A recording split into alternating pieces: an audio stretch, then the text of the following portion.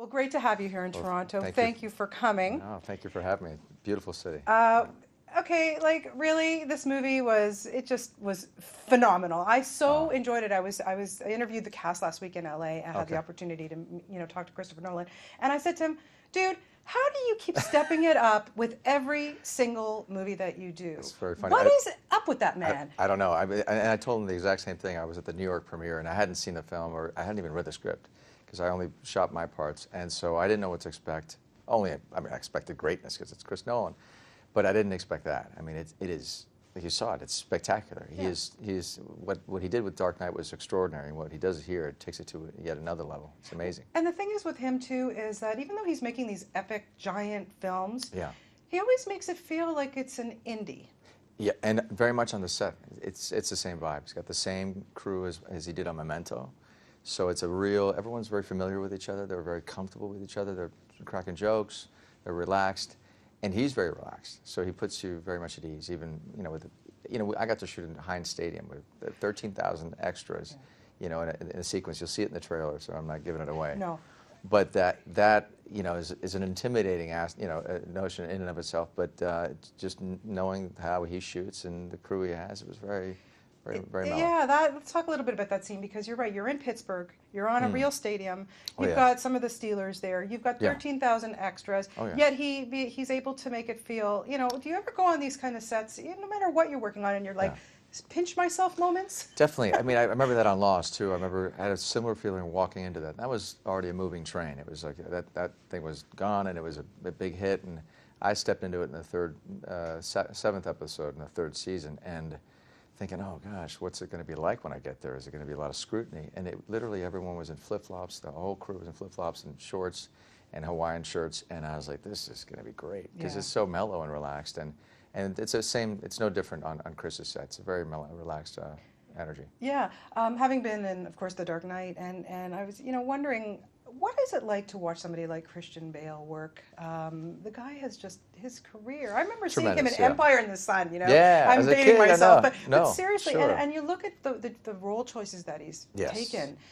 To watch him evolve and to watch him work, what was that like for you? Amazing. I mean, I not to give away any plot, I didn't have as much contact with him, but I have enjoyed his career, and what he did in The Fighter was just extraordinary. It was just such a loose and free performance, and what he does in this film is great too. You do get to see more of Bruce Wayne, and which is great, which is what I love that Chris does, is he really investigates every single one of the characters. And so he does an incredible job with Bruce and what's underneath him, what's burning inside him. Yeah, it's so cool. Like I say, another thing is that what I love so much about Chris Nolan's films, and this one in particular, is that I didn't know anything going in. I just knew that, The Dark Knight's back. Okay, that's great.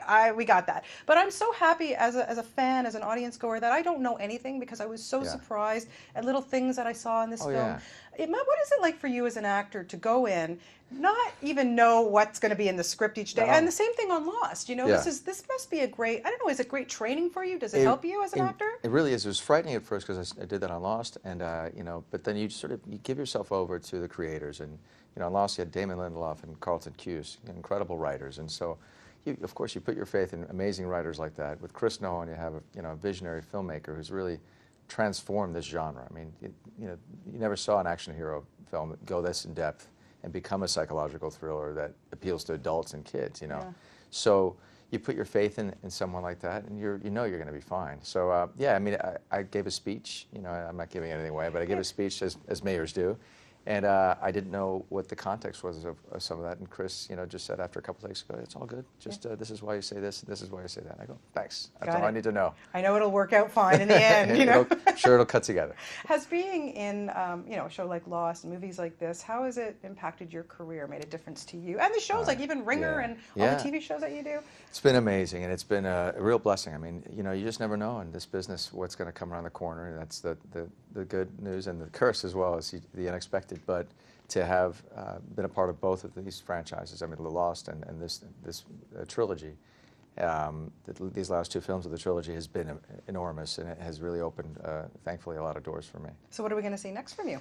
Well, I'm shooting a film in Mexico next Friday. I fly to Mexico, and then I'm waiting to hear on a couple of studio films. So we'll see what happens. Oh, I'm not worried about you. And the other thing I have to ask you too, because I know you get this question a million times, and every time I see you, you've got the women are very jealous of your eyes and your eyelashes. Like, is there a secret going on there?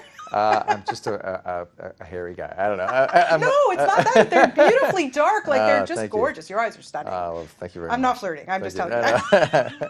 Well, thank you. No, my little one's cursed with the same problem. So no, that's not a curse. But I heard for Lost that they had to neutralize them or something. They did. Well, it was funny because at first there was a lot of people blogging about whether I was wearing eyeliner or not. And I've dealt with this issue my whole life. And so we had some fun with it. We went to Comic-Con and did a whole little skit about the whole thing. That's funny. But then after a while, the writers were like, well, let's see if we can diminish it so we could, Yeah.